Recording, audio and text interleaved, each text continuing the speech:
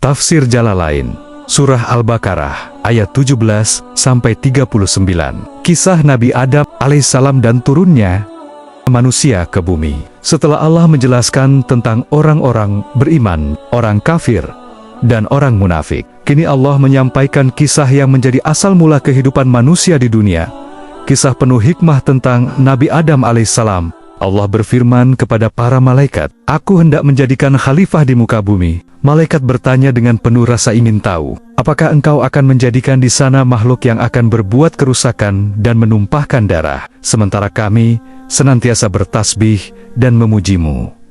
Allah menjawab dengan kalimat yang penuh makna, "Aku mengetahui apa yang tidak kalian ketahui." Kemudian Allah menciptakan Adam dari tanah dan mengajarkan kepadanya nama-nama segala sesuatu, sebuah ilmu yang bahkan para malaikat pun tidak mengetahuinya. Melalui ilmu itu, Allah menunjukkan keutamaan manusia atas makhluk lainnya. Lalu Allah memerintahkan malaikat untuk bersujud kepada Adam sebagai bentuk penghormatan dan pengakuan atas kemuliaannya. Maka semua malaikat bersujud, kecuali iblis. Ia menolak dan menyombongkan diri. Katanya, "Aku lebih baik darinya. Engkau menciptakan aku dari api, sedangkan dia dari tanah." Kesombongan itulah yang menjatuhkan iblis dari derajat tinggi menjadi makhluk terkutuk. Ia pun diusir dari surga dan menjadi musuh bagi manusia. Namun sebelum keluar, iblis bersumpah, "Aku akan menyesatkan mereka semua, kecuali hamba-hambamu yang ikhlas."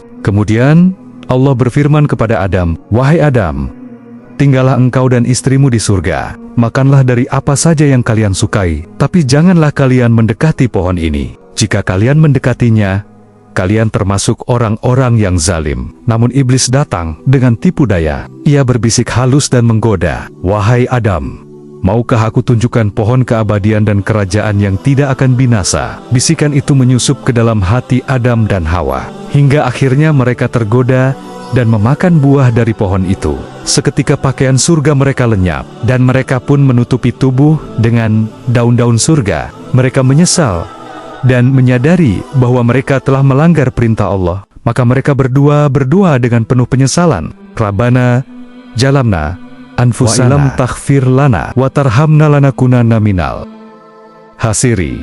Ya Tuhan kami telah menzalimi diri kami sendiri. Jika Engkau tidak mengampuni kami dan tidak merahmati kami, niscaya kami termasuk orang-orang yang rugi. Doa itu lahir dari hati yang hancur karena dosa, namun masih penuh harap kepada rahmat Allah, dan Allah yang Maha Pengampun menerima taubat mereka. Namun Allah berfirman, "Turunlah kalian dari surga, sebagian kalian akan menjadi musuh bagi sebagian yang lain. Di bumi kalian akan hidup dan menetap sampai waktu yang ditentukan." Sejak itulah manusia hidup di bumi dengan membawa amanah, ujian, dan petunjuk dari Allah. Allah berfirman lagi, "Apabila datang kepada kalian petunjuk dariku, maka siapa yang mengikuti petunjukku, tidak akan ada rasa takut pada mereka, dan mereka tidak akan bersedih hati. Namun barang siapa berpaling dari petunjukku, menolak kebenaran, dan menuruti hawa nafsu, maka baginya kesesatan dan kesengsaraan yang kekal." Kisah ini bukan sekadar sejarah, tapi pelajaran bagi setiap manusia yang sering tergelincir dalam dosa. Adam jatuh, tapi ia bangkit dengan taubat. Sedangkan iblis jatuh, lalu bertambah sombong dengan penolakan.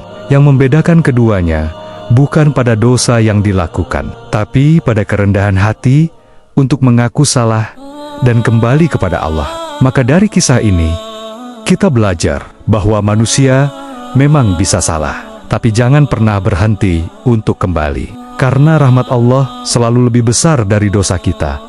Amin. Jangan lupa subscribe channel ini agar tidak ketinggalan cerita-cerita menarik lainnya tentang dunia Islam, sejarah hidup orang-orang soleh, dan kisah-kisah yang syarat akan hikmah dan kebijaksanaan. Terima kasih. Wallahu alam bisawab. Wassalamualaikum warahmatullahi wabarakatuh.